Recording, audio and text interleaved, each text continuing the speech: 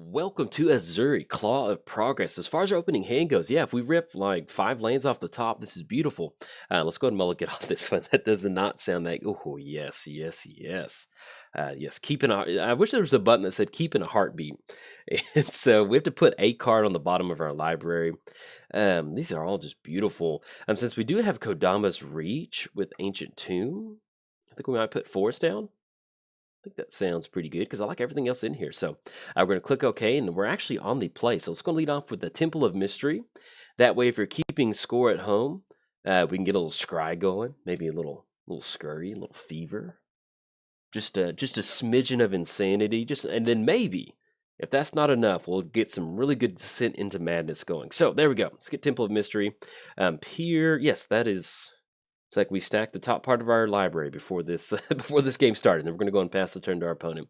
We're playing Ezuri, Claw of Progress. Whenever a creature with power 2 or less enters the battlefield under your control, you get an experience counter. Then at the beginning of combat in your turn, put X+1 counters on another target creature you control, where X is the number of experience counters that you have. And our opponent is shields down on turn 1. Not that we're really worried about turn 1 magic, but you know, we put a land on the bottom in hopes of going for Kodama's Reach. So when they lead off with the Stomping Ground, that is a pretty good feeling. So let's get this popped out. Let's just split this one down the middle. Let's grab this forest, and we're going to grab this island. And we'll have island enter the battlefield. Forest goes to our hand. We have made the land drop, and then we pass it back over there. Playing against Niv Mizzet Reborn, flying. Whenever Niv Mizzet enters the battlefield, reveal the top 10 cards of your library. For each color pair, choose a card that's exactly those colors from among them. Put the chosen cards into your hand and the rest on the bottom, bottom of your library in a random order. Oh, Season of Growth. This is just, things are looking good.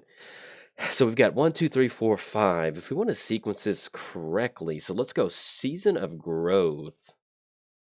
Yeah, because we want to be able to cash in some sort of value at this point right now. So we're going to have Season of Growth come down, and we'll have, I think, Incubation Druid, because that's going to give us access to a little bit extra mana.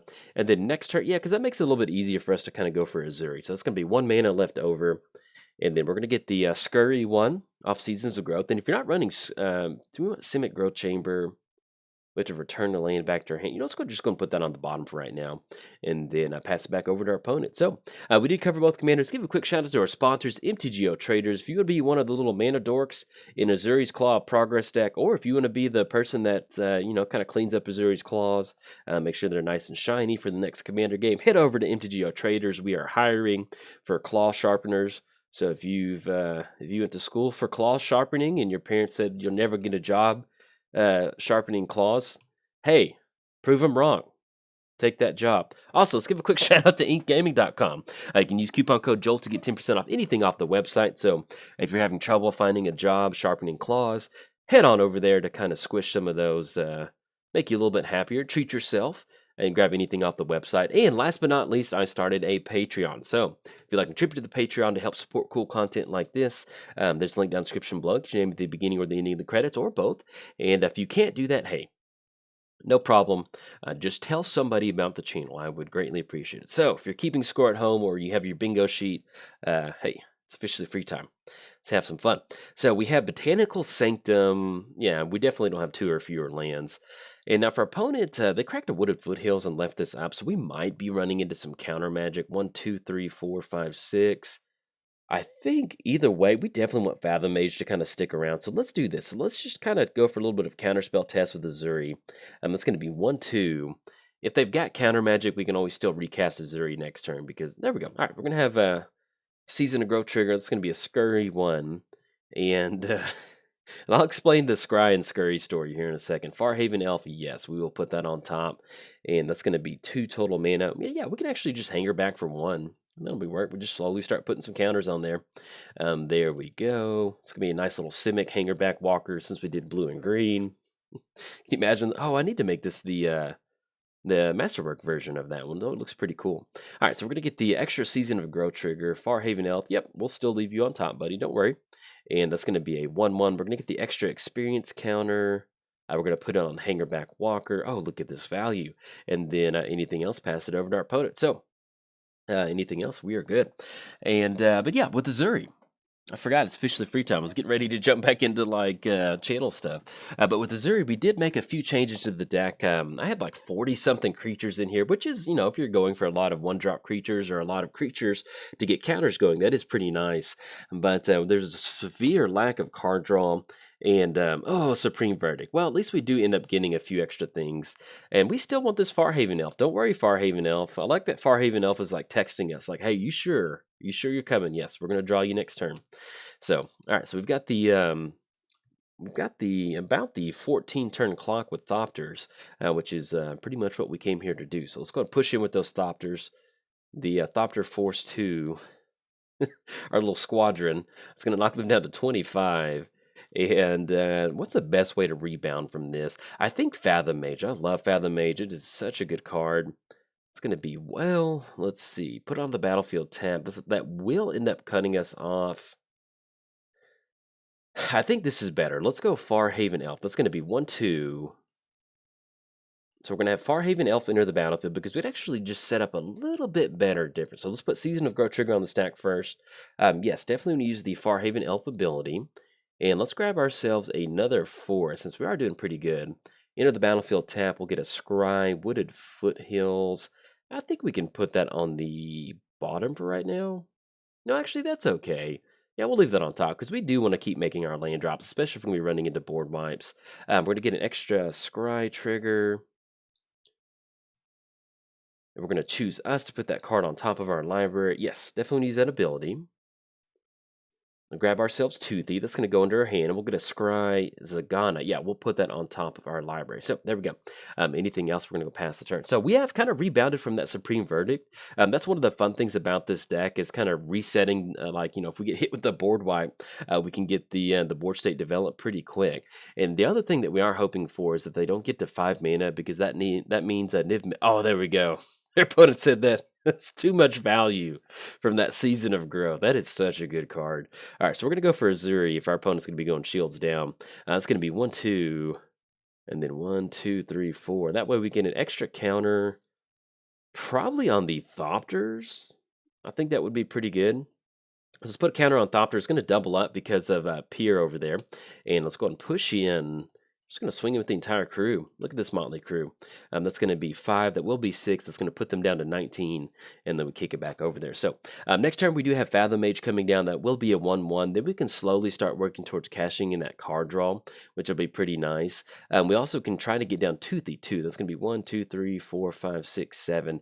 Hopefully, fingers crossed, we hit the land drop next turn. Because if we hit the land drop, that will allow us to kind of dump out both, you know, 2 of these cards in our hand, which will be very, very nice for us. So Simic Manipulator, which we can't go for just yet, but I think that does set, no, it doesn't set us up for a Fathom Mage, but it can. All right, so let's do this. So let's go Fathom Mage.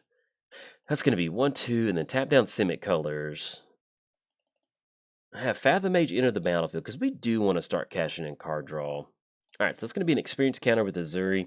And I think at this point, we're just going to go Simic Manipulator because at the very least, we can just, if they go for Niv Mizzet, we can get a few extra counters on Simic Manipulator and try to grab Niv Mizzet. So I think we might end up going for that because that at least allows us to go for it next turn. And I do, if they've got removal, I do want, all right, they're going to go for Terminate on Ezuri. That's...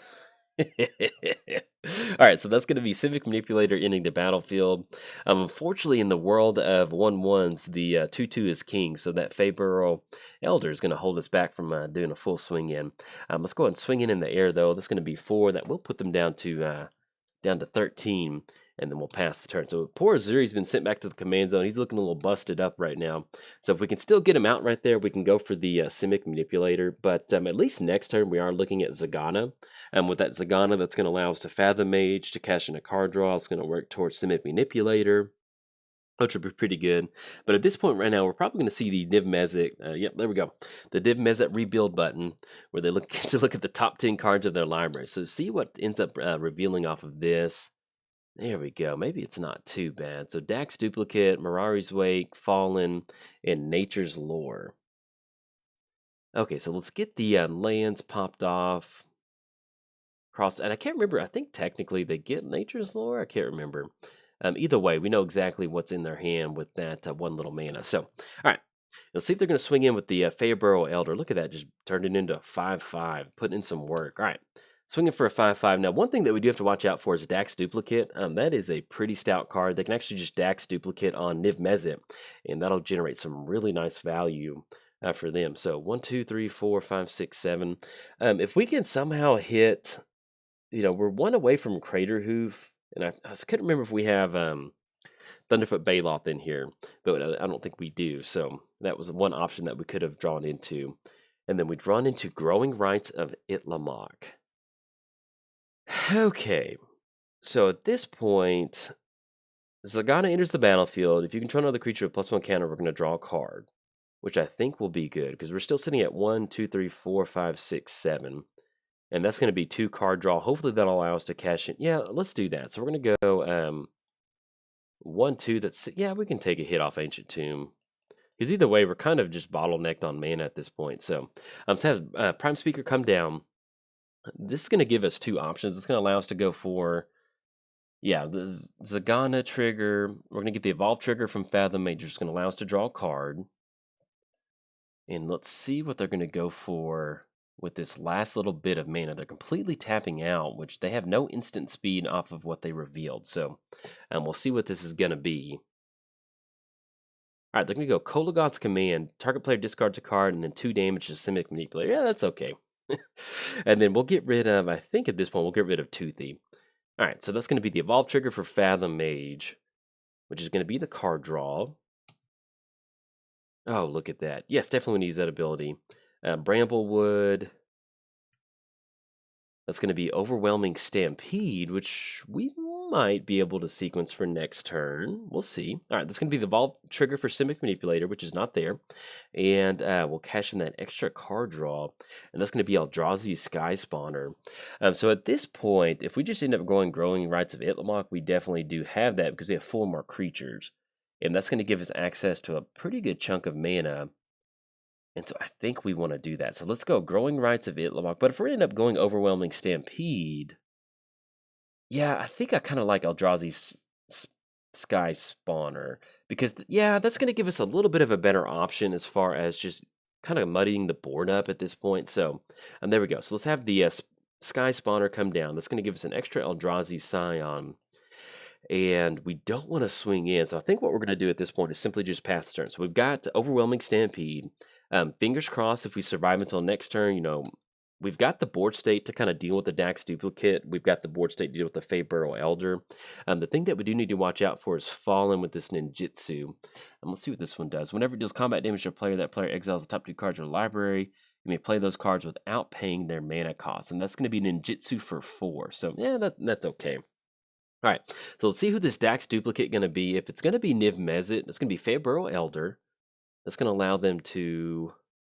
That's good. Oh, man, look at that line of play. It's a pretty good option. It's good, just a quick 10 mana right there. And that's going to be Dreadbore on Fathom Mage. Okay. Now, they still have access to 10 total mana. And we'll see if they decide to swing in. As long as they're Mirari's Way, okay. That's fine. And that's going to be Feyburrow Elder. Yeah, because that was Dax Duplicate, Mirari's Wake, and that's going to be Fallen. Now, this does still give them the option for Ninjutsu. And so that's going to be 7 in the air. All right, they decide not to swing in. So that's going to be good for us. And so I think we might be able to get in on this one. Let's see. Let's see what we rip into. That's going to be Eternal Witness, which I think we just end up going... So we end up adapting for 4. Yeah, that's not good. Yeah, we're already... Because we don't have enough mana for that. The Thopter does have Flying and Trample. So at this point, we've got 1, 2, 3, 4, 5, 6, 7. We've got 7 mana, which is just enough for Bramble. And if we get Bramble down, it's really not going to matter at this point right now. Yeah, so I think we need to jam an Overwhelming Stampede. Yeah, let's go for it. This could be 1, 2, 3, 4. See if this is good. Everybody's going to get +4/+4. And oh, look at that. Let's go and swing in with the entire crew. Everybody's got Trample. All right, let's see. I think this should be good because they're not going to be able to stop it. And Oh, look at that. Put them down to -28. That was a pretty close one right there. You can see where Niv Mizzet hitting the refuel button's pretty good. But like I mentioned with Ezuri, this is definitely one of those commanders that it's kind of just get rid of on sight. And so once Ezuri kind of gets sent back into the command zone, gets that commander tax going, thankfully just having a cluttered board state and ripping into something like Overwhelming Stampede is pretty hard to deal with sometimes. So you can see we got these Thopters down. Our Thopter Air Force definitely got the work done. And just having stuff like Eldrazi's Sky Spawner just kind of tag along with an extra token is a pretty nice feeling. So if you enjoyed the video, hey, like and subscribe. Thanks. Bye.